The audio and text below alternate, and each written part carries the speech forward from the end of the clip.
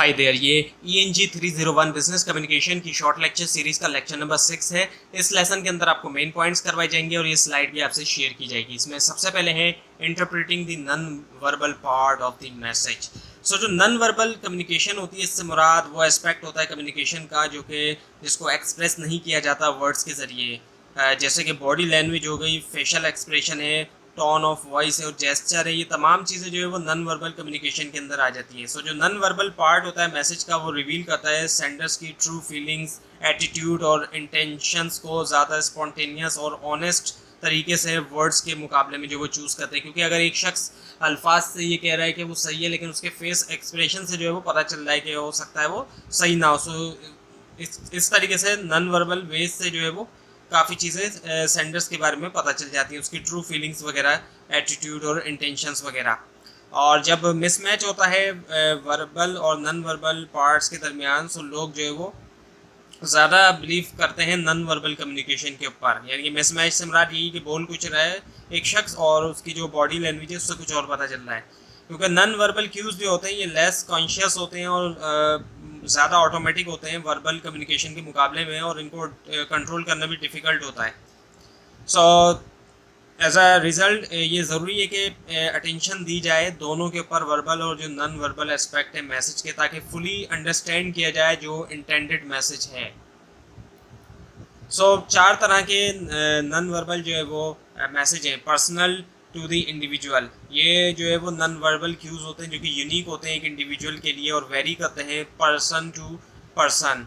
और उसके बाद दूसरे नंबर पर आते हैं common to a group of people और कल्चर। कॉमन होते हैं एक ग्रुप ऑफ पीपल के लिए या फिर कल्चर के लिए। और इसके अलावा यूनिवर्सल होते हैं जो कि कॉमन होते हैं तमाम ह्यूमंस के लिए। इससे फ़र्क नहीं पड़ता कि क्या कल्चर है, क्या बैकग्राउंड है। जैसे कि स्माइलिंग को अगर हम लें तो कोई भी शख्स अगर स्माइल करता है तो वो उसका ताल्लुक जो है वो हैप्पीनेस या फ्रेंडलीनेस से जुड़ा होता है। और पूरे वर्ल्ड में कहीं भी आप जाएं तो वहाँ पे आपको यही देखने में मिलेगा कि स्माइल अगर कोई कर रहा है तो उसका ताल्लुक हैप्पीनेस या फ्रेंडलीनेस से जुड़ा है। और अनरिलेटेड टू द मैसेज होते हैं रैंडम, ये वो होते हैं जो कि मैसेज से अनरिलेटेड होते हैं, जिस मैसेज को कन्वे किया जा रहा है। 4 types of non verbal messages. Non verbal communication के अंदर बिहेवियर शामिल होता है जो कि यूनिक होता है एक इंडिविजुअल के लिए, जैसे कि उसकी जो टोन ऑफ वॉइस है, फेशियल एक्सप्रेशन है और जो बॉडी लैंग्वेज है। ये बिहेवियर कन्वे कर सकते हैं मीनिंग जो कि यूनिक हो सकती है एक इंडिविजुअल सेंडर के लिए मैसेज की। क्योंकि हर पर्सन जो है वो यूज़ करता है नॉन वर्बल क्यूज़ को यूनिक वे में एक्सप्रेस करने के लिए अपने इमोशंस, एटीट्यूड और इंटेंशंस। और कल्चरल नॉन वर्बल कम्युनिकेशन से मुराद नॉन वर्बल बिहेवियर होते हैं जो कि शेयर्ड होते हैं एक पार्टिकुलर ग्रुप जो होता है लोगों का, जैसे कि कल्चर है या कम्युनिटी है। और इसके अंदर जो है वो इन बिहेवियर्स के अंदर चीज़ें शामिल हो सकती हैं जैसे कि फेशियल एक्सप्रेशन है, जेस्चर्स है, पोस्चर है, आई कांटेक्ट वगैरह हैं। और ये अक्सर जो वो सीखे जाते हैं और पास होते हैं जनरेशन टू जनरेशन एक पार्टिकुलर कल्चर के अंदर। और उसके बाद फिर यूनिवर्सल नॉन वर्बल कम्युनिकेशन जो है बिहेवियर, ये जो है कॉमन होता है तमाम ह्यूमन काइंड के लिए जितने भी इंसान हैं। और अनरिलेटेड नॉन वर्बल कम्युनिकेशन है जैसे कि स्नीज है जो कि रिलेट नहीं करता वर्बल मैसेजेस के साथ। Analysing non verbal communication. Non verbal communication के अंदर बॉडी मूवमेंट है, पर्सनल रिलेशन बिहेवियर है जो कि चेंज कर सकता है या कॉम्प्लीमेंट कर सकता है वर्बल कम्युनिकेशन को। और ये हमेशा होता है एक स्पेसिफिक कॉन्टेक्स्ट में जो कि हैविली इन्फ्लुएंस करता है जो मीनिंग होते हैं नॉन वर्बल बिहेवियर के। और कॉन्टेक्स्ट के बगैर और स्पोकन वर्ड्स के ये जो है it can be difficult to accurately interpret, यानी कि मुश्किल हो सकता है इंटरप्रेट करना नॉन वर्बल कम्युनिकेशन को। सेम नॉन वर्बल जेस्चर जो है उनके डिफरेंट मीनिंग्स हो सकते हैं, डिपेंड करता है कॉन्टेक्स्ट के ऊपर जिसके अंदर उसको यूज़ किया जाता है। अंडरस्टैंड करना कॉन्टेक्स्ट और वर्बल कम्युनिकेशन जो है वो इम्पॉर्टेंट है एक्यूरेटली इंटरप्रेट करने के लिए non verbal behaviour. Theoretical writing और रिसर्च ने क्लासिफाई किया है नॉन वर्बल कम्युनिकेशन को 7 मेन एरियाज़ के अंदर।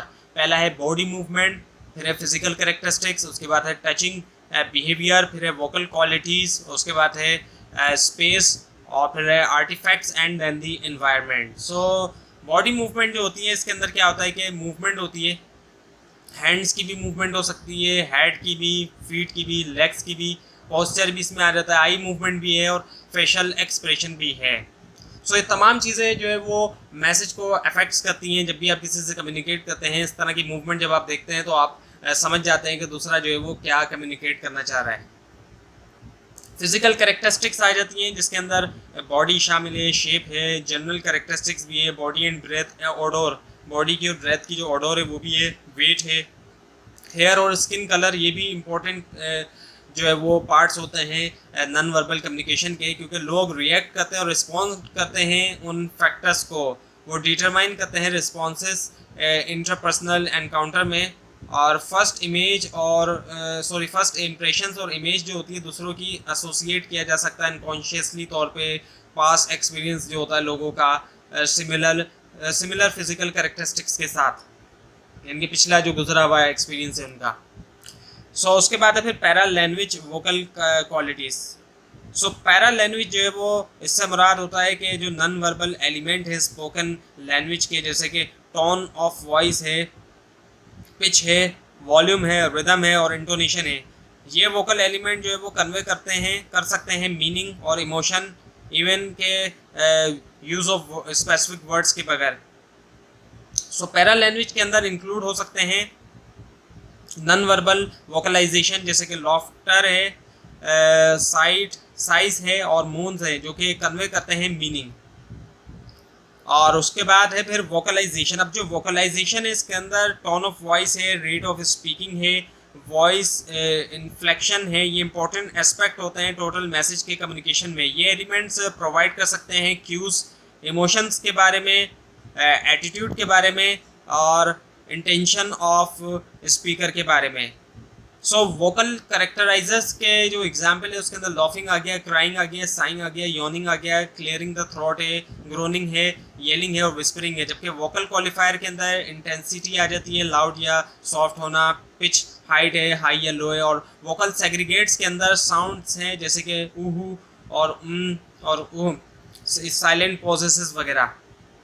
तो ये था आज का लेसन। आपको अगर इस बारे में कोई क्वेश्चन है नीचे कमेंट कीजिए, इसके अंदर कोई मिस्टेक दिखाई दे वो भी ज़रूर हाईलाइट कीजिए। और ये स्लाइड नीचे डिस्क्रिप्शन बॉक्स में दिए गए लिंक से हासिल कर सकते हैं, लेकिन अगर आपको लिंक ना दिखाई दे इसलिए आप नीचे कमेंट कीजिए। और इस पूरी सीरीज़ को देखने के लिए इस चैनल को सब्सक्राइब कीजिए, बेल आइकन के ऊपर क्लिक कीजिए। Thanks for watching this video.